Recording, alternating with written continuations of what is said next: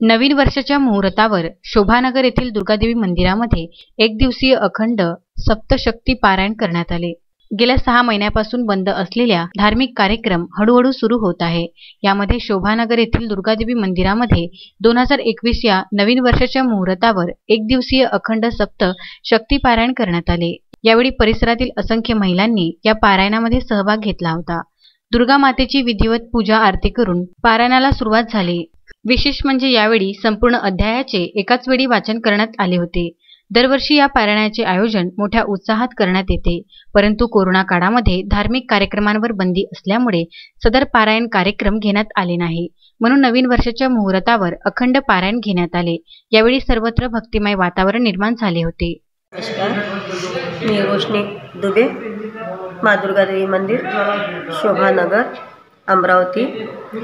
आपलं हे देवी शक्तीपीठ आहे आणि जागृत मंदिर आहे। नेहमी इथे भागवत कथा पारायण सतत होत राहतात। गजानन महाराजांचे पारायण होत राहतात।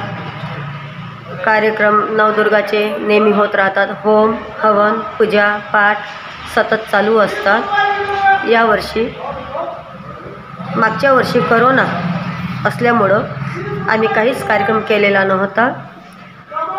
अखंड जे 9 दिवसाचं महाप्रसाद असतो तो सुद्धा आम्ही केला नव्हता, पण आज फर्स्ट टाइम माँ सप्तशक्ती यांचं आम्ही आज पारायण केलेलं आहे। यामध्ये 21 पारायणांचा आमचा उद्देश होता। त्यामध्ये सर्व लोकांनी नगरवासींनी सहभाग घेतला आणि छान आरती पूजा पाठ अखंड सप्तशक्तीचा पारायण संपूर्ण झालेला आहे। Vidarbha news bureau, Amravati.